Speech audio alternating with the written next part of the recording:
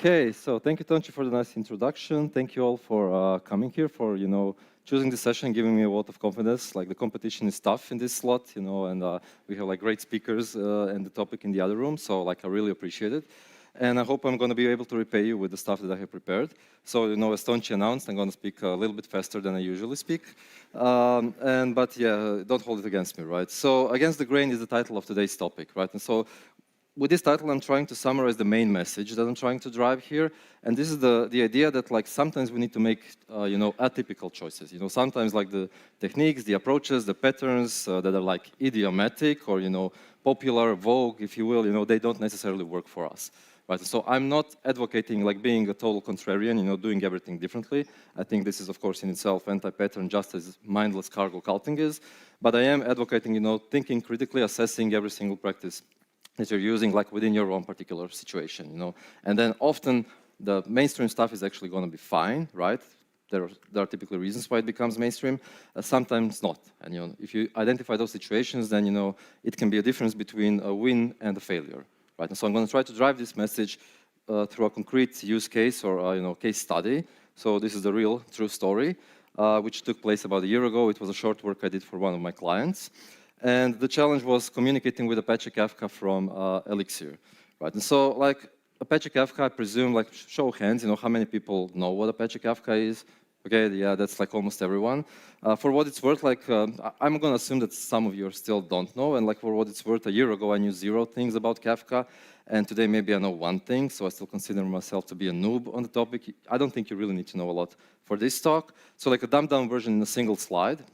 Kafka is dubbed as an event streaming platform, and so basically, it's a program that you're going to start someplace, and then your own programs are going to interact with it, So like you're going to have some programs producing events to Kafka, and events are like pieces of data, whatever you want them to be, and also they are sometimes called messages or records, and I'm going to use these terms interchangeably as well. And events are categorized into topics, so each event belongs to a single topic. This is kind of like database table or level 1 folder, it's how you categorize these events. And so you're producing your events, and then you're going to have consumers which are going to, subscribe to the desired topics, and they're going to be receiving the stream of events with some partial ordering guarantees. And then, they're getting these events, and they do something with them, right? They process them. And so Kafka gives you like some properties like, persistence, durability. It gives you tools to, reach your desired processing guarantees, like at most once, at least once, exactly once.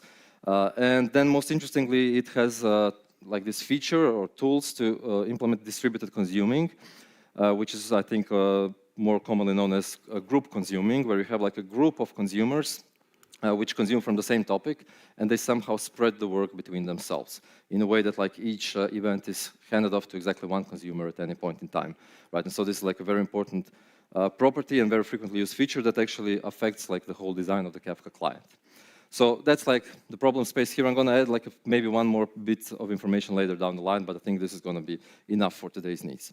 So you want to talk to Kafka from Elixir, right? What are you going to do? You're going to go to HexPM and you're going to type Kafka, and you're going to get some results. And like I filtered out the noise, so to speak, because these would be like the 3 fundamental clients. Like there are a few more which are built on top of these. As far as I understand, like these are the only 3 on HexPM, which are like the foundational clients, so to speak. And so the first 2 are native ones, so implemented in Erlang and Elixir respectively. And then the third one is the EarlCaf. It takes a different kind of choice. It's a wrapper around the popular C library.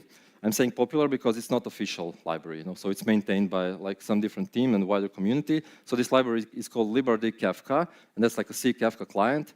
And wrapping it is a frequent choice, as far as I understand, in many communities, in many other languages. And so EarlCaf takes this choice as well. I got to say I'm surprised with the number of downloads compared to the other clients. It doesn't seem to be a frequent option here. So either way, these are your options. And like if you have some basic needs, you want to occasionally push some messages and you want to consume some messages, they're probably going to work fine for you. But if you're a little bit more demanding and you want like a bit more of bells and whistles of what Kafka client can do for you, then you're not going to have like such a good experience. And so my my clients, basically, they're like heavy users of Kafka. So their system is, quite heavily, at least for my taste, microserviced. So today they have like about 250 Elixir microservices. And, Kafka is the bread and butter of this operation. It's like the connective tissue of everything they do. And so they use a lot of Kafka. They produce a lot of Kafka. They consume using various different patterns of consumption. And, pretty much, I mean, they use some other storages, but Kafka is like almost like a main storage for them, main data exchange, so to speak. And so, like, they are demanding. And essentially, the existing clients don't work for them as well as they'd like to. They don't have all the features and maybe some properties, which are questionable whether they belong directly to the driver, low-level client or not. But still, they don't really have everything they need. So they picked EarlCaf. Like 5-6 years ago when they were starting, that was their choice. They estimated it gives them most of the stuff they wanted, but not everything. And so in a few other places, they used the remaining 2 clients to get like some other stuff that was missing. And like the union of all 3 still didn't give them everything they wanted, right? And so like there are stuff missing, And then they also experienced some bugs with EarlCaf, so they maintained their own fork. Like working on that fork, as far as I understand from them, like it was a painful experience because it involves a lot of working with C, which is always detracts people, or not all people are going to work on it. Basically, they have one person just maintaining that, and then. It's like the additional challenge is that you have like this async model. So from within an if, you have to later on send some messages or notify Erlang like asynchronously. And so like that leads to some other complications in the code itself, right? So it was a mixed bag experience with EarlCaf, But like you can maybe go to the native clients, right? So surely like if you take an Erlang or Elixir, then it's going to be easier to maintain. But the thing is here that the specifics of Kafka or a Kafka client is that it's a fat client. So Kafka offloads a lot of responsibility to the client itself, right? And specifically in this group consuming part, it's essentially like a distributed consensus, if you will. And a lot of that smartness is basically driven by the client implementation. And so there's like a lot of complexity there. And some of that stuff has been changed or expanded. So like the first 2 rows here are features that have been added recently meaning like 4 years ago or more, that do not exist in the existing clients of Beam, bar maybe EarlCaf. I'm not really sure, because like EarlCaf uses a C library that supports it, but I think that some wrapping should be done, or some changes in the wrapper should be done, which haven't been done, so like I'm not sure if that works. The native clients, no. And the broad client, which is by far the most popular one, the maintainer specifically states that like there are no plans to do this, because it's a complex undertaking. Okay, so like it's not going to happen. Basically, it doesn't really look like it's going to happen, and this is the state, of the union today. This is not meant to be a criticism against any of these authors or maintainers. We can only thank them for giving them, for free the work that they made. But I think, my impression of, just dipping my toes into this topic is that basically, when it comes to Kafka client, this pro bono style of open source is just not going to cut it. Having like one person doing something voluntarily, like there's some stuff happening in those repos, but like those are minor contributions. Nothing of significance is being done, and Kafka moves on, since the time has started for it, right? And so basically, like. My impression is that like if we want to have first-class experience, we need like a dedicated team of people on a payroll. Maybe not like working full-time the entire year on Kafka, but essentially they have to be working this as their own day job. And until this happens, if you want to have like first-class Kafka experience in Beam, you're not going to have it. Go for Java. This is my advice.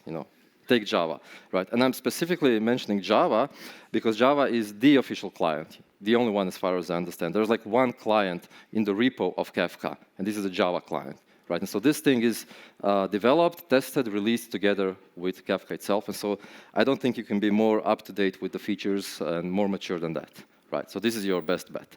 But then you're basically, choosing your language based on not on the properties of the language or the runtime, but based on the properties of the Kafka, and you're doing some other stuff in the language, right? So this is like a poor decision, not meaning to criticize Java at all, but I think that this is like poor decision-making process, But if that doesn't suit you, you can do what my clients did, so you can basically suck it up, right? So they, for like the 5 to 6 years, they happen to live in the same home city as myself. And so, I bumped into them occasionally before even we were working together. And like every time I would hear their rants and, complaints about this Kafka experience. And so like they were not a happy people, then I think that's an understatement, right? But those are your choices, and ultimately, we are forced here to choose between lesser of the two evils, and this sucks, I don't like this decision. I want everything, I'm greedy, right? And so, like, how can we have that? How can I have the goodies of the Beam and of Elixir and first-class, top-notch Kafka experience without having to write a Kafka client, right, and maintain it full-time? And so, like, what about, and don't throw stones at me just yet, give me a little bit benefit of the doubt. Like, what if we could somehow combine Elixir and Java, right? So, like, I write this teeny tiny layer in Java that, is going to use the official client to talk to Kafka, and then I'm going to have like 99.9999999% of my code in Elixir, right? So this sounds like interesting. It could give me like things that I want. So can we get that? Like, we can ask Skynet, or we can ask the Boomer tool. And either way, we're going to get the same answer, right? So, like, we should be using the thing which is called jinterface. And, what is jinterface? It's a library. As the name suggests, it's a Java library, but it's actually a part of the Erlang distribution. So, like, Ericsson maintains it, as far as I understand. And, like, this library allows you to, make your Java program look like an Erlang node. Right, so like you're gonna be able to connect to Erlang nodes, and they're not gonna know that you're from Java, and therefore they're gonna be able to send you all their data, and you can interact with them like using this Erlang distribution protocol. And so this sounds very promising, right? This is mind-blowing, I would say, very interesting idea, and so surely this is our solution to the problem, right? And so no, obviously. So like, what is the thing here? Like, if we take a look or take a step back and think about what we want to do, right? So like, I want to write a subroutine in Java, right? That's the goal. And to do that, I'm going to start a Java program, and this program is going to be like my sub-program.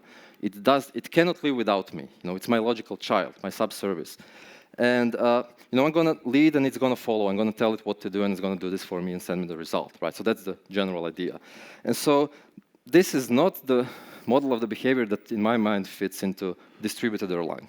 Like, in distributed Erlang, you have a bunch of these other issues which are not your issues, like, dealing with net splits and, establishing a cluster and enumerating nodes. You have to hide yourself from, like, the rest of the cluster and whatnot. And so, like, you can shoehorn this into distributed Erlang, for sure, right? But you're going to end up with, like, what I would call a death of 1,000 paper cuts, with, like, issues which are not your essential issues or which do not exist in this context, right? And this is what actually happened with my clients. They had this idea, they tried it out, had too many questions, ditched what was a good idea because they were led down the wrong implementational path. That's my interpretation of what I heard, right? And so for me, the solution would be to use a port, right? And port is the fitting mechanism here. And for many other languages as well. It's like frequently my first consideration. So basically, port is the mechanism that allows you to start an external program, which is kind of like your own logical child of the process, that started it, like a gen server, and you can communicate with this program in like a message passing fashion, right? And so this is like I would say, a great fit for us. So basically, you need to invoke like some standard library function. And so you're going to, send the path to executable, and then you're going to send some other arguments and some options. And now here we are starting like Java, telling it to run my jar, jar being the compiled version of, my own code. And so this gives you the variable of the type port. And this is kind of like a PID for OS process. And now you have like established this relationship, and you have like two pipes for communication in each direction, right? So from the standpoint of the Java program, this is going to be standard I/O by default. So Java is going to read from standard input and it's going to write to standard output. You can make the change to use the different set of ports, of pipes, unless you're on Windows, right? But we are actually making this change, and I typically like to do this because then you're liberating standard output, so you can like dump debug statements and logs and whatnot in Java program on standard output, right? But that's like a minor aside. So either way, like this is how it's going to look like. You're going to invoke this function to send a message to Java. And message is a bunch of bytes, right? So like you have some piece of data, you're going to encode it like to JSON or to protobuf, right? That's your message. For what it's worth, we're using a thing called external term format, which is the result of invocation Erlang term to binary. So you give it an arbitrary term, it spits out the bytes. There is a reverse function. The format is open, so you can write coder decoder in other languages.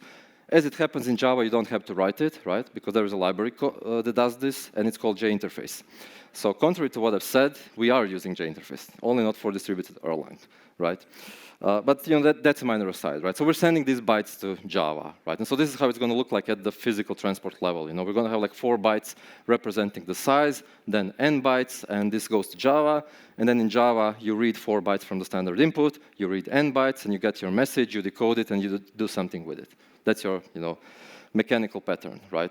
And so the opposite direction, you're going to write n bytes to standard output. You're going to write, 4 bytes to standard output, n bytes, and then, you have sent your message to Beam, and then in Elixir, you're going to receive this kind of message, data representing those bytes, and you're good to go. This is your message passing mechanism. And so on top of this, then we can sketch the Java program, which roughly looks like this. You're going to be looping until you reach the end of file, and you're going to reach the end of file if the parent process stops or dies, crashes, whatever, and or if the entire Beam node dies, or if the port was explicitly closed with some function. And so this is the point where you clean up and you stop yourselves, right? So this is where you get this parent-child relationship. And otherwise, you're going to loop, you're going to wait for the message. Once you get the message, you're going to process it. Then you're going to send some response, and you're going to take the next message. And if this sounds familiar, that's because it is, right? It is a gen server in Java, with all the bells and whistles, right? So shared nothing concurrency, fault tolerance, preemptive scheduling, if you will. Like, it fits right there into the mental model. It's very Erlang-y, very OTP-ish. This is what I like about ports. I don't have to make some changes in the way I'm thinking about it, right? And so once we have that, then we can wrap functions. And I'm not going to show you the code, like the guts and whatnot, because there's a lot of that. But from the high level, this is how it would look like. So this is an example of a Java code. Like if you see some semicolons, then it's Java, right? And so here we are using one method of the admin API, right? So the client has 3 different APIs. They are called producer, consumer, and admin. And I believe the names are pretty self-descriptive. And so the admin API, here I'm using one method, describe topics. I give it a list of topics. It's going to give me some properties of these topics, right? And so that's how you're using it in Java. And what we would do in Elixir is pretty much maps to that usage. So I would start let me just briefly explain actually what's happening here. So I'm instantiating the object, right? I'm invoking some factory method that gives me an object, which is going to connect to the Kafka server, which is called broker, I think, most commonly. And then I'm going to invoke describe topics method. And it's going to communicate with it and whatnot and going to give me the result, right? And so in Elixir, I'm going to get the same thing. I'm going to start link a gen server. And behind the scene, this gen server is going to start the Java program, which is going to instantiate the admin object, right, and keep it warm, alive, right? And then I'm going to invoke this describe topics, which is a gen server call. Then in the gen server, I'm going to just rewrap this and send it to Java, and Java is going to do the job and send it back to me, to gen server and to myself. So there's like an extra hop, but it's not going to be dramatic, I think, in most cases. What really is the problem here that there's going to be a lot of boilerplate in the implementation. So you can, I think, expect something like 2-3 dozen lines of code per single method invocation. It is noisy. On the plus side, it is stupid code. There's not going to be logic in there, like, if and conditionals and loops and whatnot. So, it's going to be a logic which you pretty much, first time you get it, working, and you're not really going to have to revisit it, unless you're maybe adding some more parameters and whatnot, right? And so I think it's like a okay trade-off. It's not perfect, but the piper always has to be paid, right? And so this is the pattern that you want to aim for, in my view. This will be the first approach for me. Do as little as possible in the foreign program, right? You want to do as much as possible in Elixir, right? So that helps you. You don't have to be a Java expert. For what it's worth, I knew nothing about Java before I started to work on this, and I think that developers shouldn't really know much about Java to be able to work on this, right? So this is the pattern you want to work. You want to use as much as possible, but sometimes it's not going to work quite well, and you're going to have to go against the grain, right? And so here is then an example of where we did it as well. So this is consumer. This is a sketch of how you would be using consumer, right? So you would create an object, you would subscribe to some topics, and then you would be polling repeatedly. And polling is a blocking operation. It waits for a while, and then it gives you records. So they're called records here because this is the terminology in the Java Kafka client. So these are the events, right? So you're going to get 0 or more events on each poll, and then you do a for each, and you do something with them. And so the crucial thing here is that you need to be polling regularly. You shouldn't be missing a beat. There's like some configurable time, and if you like overstep that boundary, then you're going to be kicked out. You're going to be proclaimed as like overly busy or inactive or something like that, and you're not going to be able to consume anymore. Like you should reestablish your connection and whatnot. And like this can happen from time to time, but if it happens too frequently, then it's going to be a disruptive event, and like it can cause some weird problems. So you want to minimize this as much as possible, and that's basically a challenge, you know. So like initially, I implemented this. Following the previous pattern. So like I wrapped the poll method and I was driving this loop from Elixir. But then it hit me, I didn't experience the problem, to be clear, you know, I was just thinking about this pattern, and then it occurred to me that like I cannot make so good guarantees about this polling, you know, because the thing is, like, if I drive this loop from Elixir, I'm going to have to send the poll to Java, and I'm going to have to wait for poll to finish before I send the next one. And this involves waiting for these records to be transferred from Java to Elixir, which requires encoding and sending and decoding, and this is usually going to be fine, unless you have to deal with large records. Like one large record, think in terms of, you know, hundreds of megabytes or gigabytes, and, you know, it compromises your ability to poll regularly. And that was the reasoning why I moved the loop to Java. You know, I'm keeping a tight ship here, so to speak, right? So to, you know, reduce the guarantees, to reduce the chances of, you know, missing the beat. And so, like, roughly speaking, we have 3 threads in Java, which they're connected with some concurrent queue. Like, it was surprisingly pleasant to do this, actually. So like the main thread, this in thread, you know, just loops over the input and stops when it gets the end of file. The middle thread is where the loop is running, right? So this is going to run the loop, do the poll, and when it receives those records, it's just going to stack them into some concurrent queue. And then the output thread, the one below, is going to pull those records and encode them and send them to Elixir. And so like this pushing into this queue is like super fast operation, you know. I didn't measure, but I bet it's like sub-millisecond, probably even sub-microsecond, you know. And so like our, you know, chances of, you know, being on the beat are like maximized, I would say. I can only really see this failing if like the whole system is heavily overloaded. Right, and so like this was the reasoning. That being said, you know, we are actually reevaluating this decision, and I think like with the benefit of the hindsight, as I had some discussions and as I was preparing this talk, actually, that like we can, with a small trick that I don't have the time to explain, we can actually make relatively similar guarantees from Elixir. You know, so we're going to do another stab at it, and like the whole moral of the story is, you want to keep your smartness in your foreign program minimal. Sometimes that's not going to cut it, and you're going to have to, you know, put more smartness in there. But always proactively think, like, you know, can we reduce this? Right? You want to keep most of your code in like your first language of choice. That's like roughly the strategy in my view. So either way, this is how our Porcelain API for a consumer looks like, right? So you're going to start link some gen server, and you know you're going to pass some parameters like the brokers, the topics you're subscribing to, and then you're going to, the final argument, the last option handler, is a callback function, and this function is going to be invoked for every single event that you're polling, or rather a batch of events. But don't have the time to go there. So this is, either way, this is where you're doing your processing in this handler function, right? And so we are actually invoking this handler in different processes, these partition processes. And so partition is a Kafka concept. It's like one bit that I left out initially. Basically, it's like an equivalent to Erlang process in Kafka. It's a unit of concurrency in Kafka, right? So partition is finer grained than topic. You know, a single topic is divided into one or more partitions. You know, and basically, partition is the place where you have the ordering guarantees. So to pull the events in the order they are produced, only in the partition, right? And they are basically designed in a way that they can be safely, you know, worked on concurrently. They are meant to be worked from, you know, multiple programs, actually. It's like for this distributed consumption. And so, and another thing that I would have to say is that like partitions are dynamic.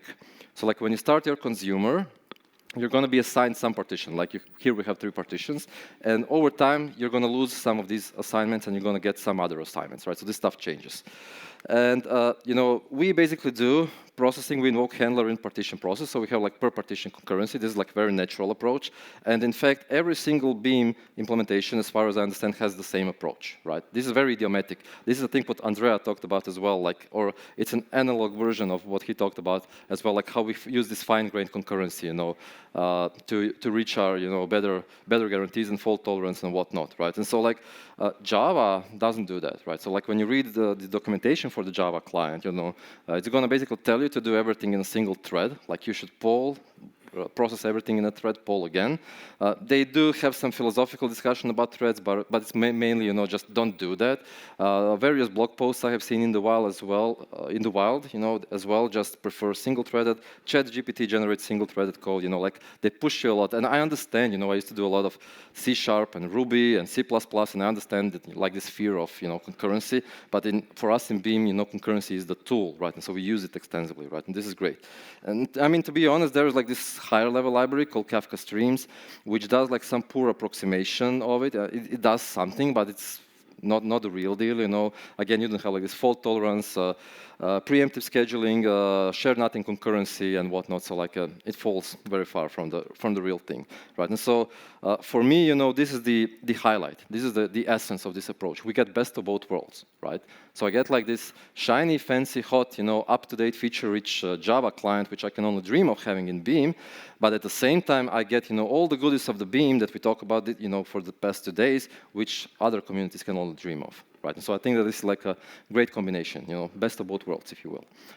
So moving on, like when you're consuming, you're going to have to dealing with this challenge, which is known as back pressure, right? So I'm going to briefly discuss that as a final thing. So the problem is like really simple, you know, stuff comes in, stuff comes out, and you process that stuff in between, right?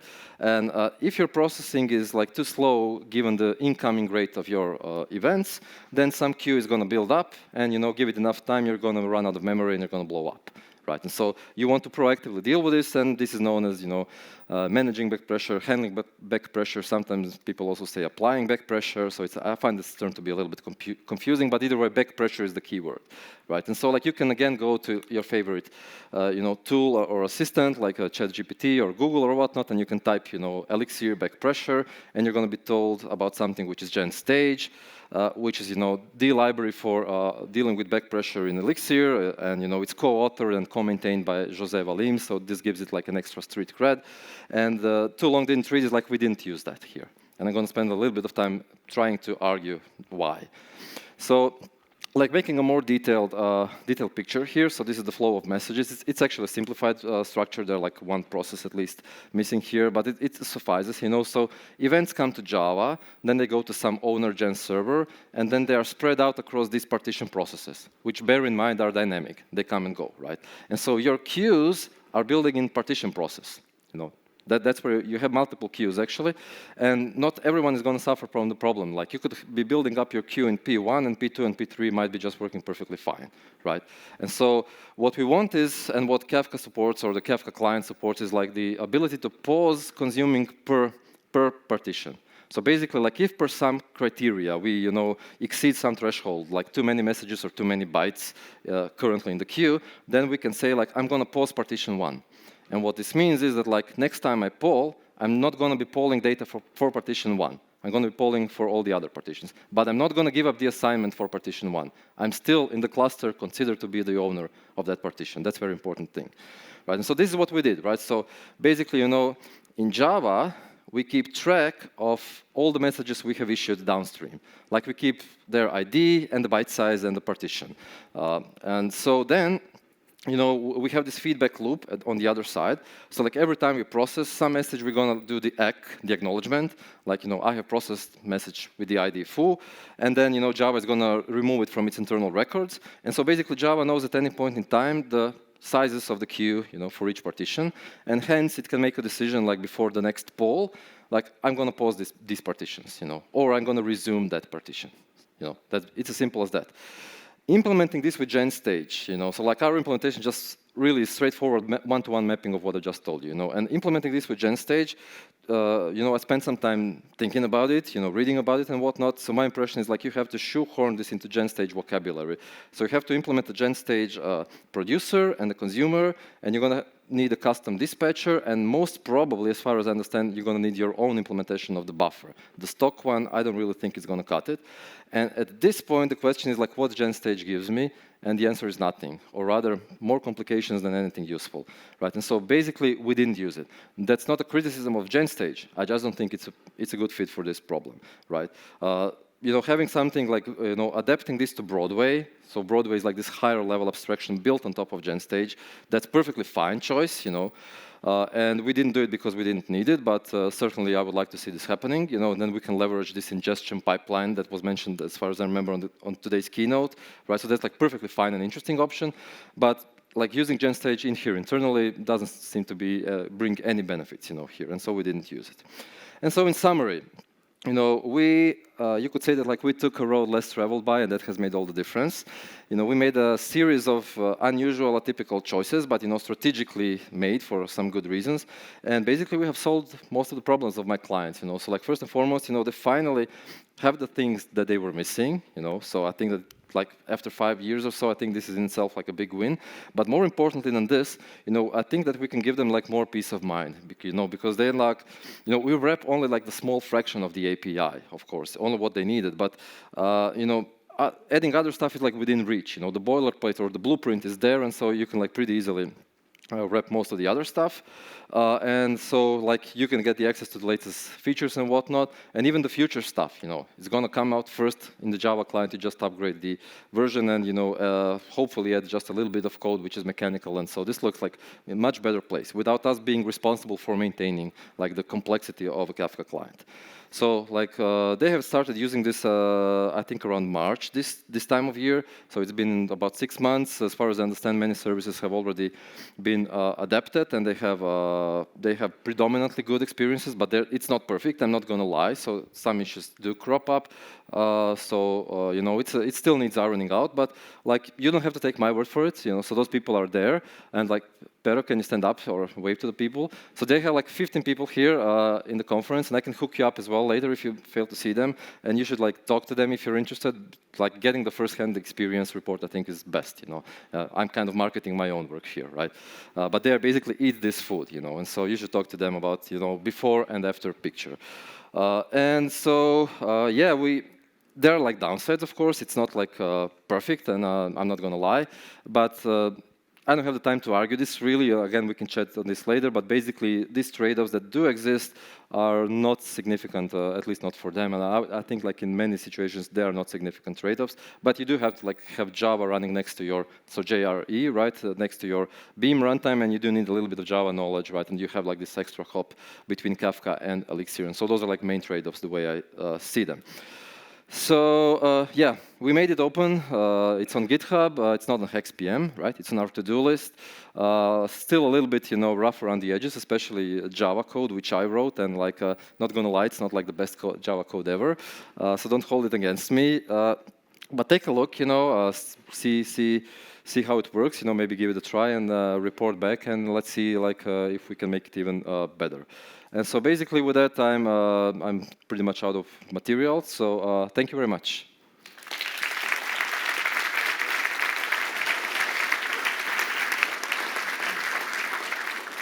All right, and you made it right on time, so we have time for questions as well. Thanks, Saša. You mentioned with the subscriptions that you had an idea for how to keep the processing of the records in Elixir. Can you speak a little bit to that? That moving of the code of Java to Elixir. Yeah, exactly. I mean, yeah. It's not really that big of a deal. So the main trick I think I have is that like if we would wrap poll and driving this loop from Elixir, then essentially I would just say okay. I would respond with okay with that poll, and then I have like some kind of side channel of how we can transfer the record. So that's like one idea. Another idea is that we just poll and don't wait for the response. So we poll regularly and dedupe on the input in Java, and I think that probably that one sounds like a solid idea as well, right? So I'm pretty sure it can be done. Not as good as the Java thing, but I think if we remove that complexity and logic from Java, that's a value or worthy win, Awesome, thank you.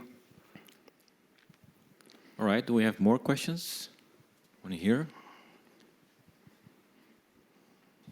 Yeah, a couple of years ago, like 5 or 6 years ago, I also created a library with Java inside, but it was to talk to Lucene server. And our biggest problem was that parsing and converting Erlang terms in the Java side was super time consuming. Is it fine for you because you don't convert, or something got better over time, and now it's not a problem anymore? So when you mention, yeah, that's a great question. I kind of forgot about this. I did this about a year ago. Yeah, we did have some problems, or I've seen some problems. It doesn't seem like it's a really optimized implementation in Java. It wasn't a problem for us though, because like what you get from Kafka is like it's not that big, you know, and the main stuff is, you know, basically we just don't decode the message itself. So that's a blob. It's a binary, and we're just going to send it. So like that's simple. That being said, like I also now I'm going to mention. So this using term to binary, binary to term, it simplifies stuff vastly from Elixir alongside, but it complicates Java code. And with the benefit of the hindsight, you know, because here we're going to have the large API surface between the two, I think protobuf would have been a better choice. Yeah, because like Java is primarily ugly because, you know, it does a lot of this casting, yeah, so it adds a noise, and the contract is implicit, and so ultimately I think protobuf for this case would have been a better choice. If the API is relatively small, then I would go for external term format. All right, more questions? Yes. And by the way, I'm also considering maybe making the change to the protobuf. It's like an internal change, so the behavior itself wouldn't change. Yeah, yeah. Okay, so you're fetching the messages in the Java client, but ultimately you only process them in the Elixir side. So when do you ACK the fetched messages to the Kafka queue? When do you give an egg? When do I give an egg to Kafka, you mean? Oh, so that's like that feedback loop. I kind of forgot to say that we have, you know, where we do give egg to Java. As a part of that, Java will commit the message to Kafka. So only when it's fully processed in Elixir? That is the design we have chosen currently. If you want to have like, so with us, like out of the box, supposedly you don't have at most ones, like, you know, commit and then do processing, which will maybe succeed, maybe not. If you want to do that, you could spawn a process. So from your handler, you just spawn it or send it to some other queue in the beam, and then you're going to simulate this. Maybe it's not perhaps the best solution, but we just didn't have those needs, so we currently didn't implement it. Currently, it's, you know, back pressure and commit is tied together, for better or worse. Probably worse, though. All right, do we have more questions? I have one, actually. Did you ever had the need or the feeling to replace Kafka by something written in Elixir?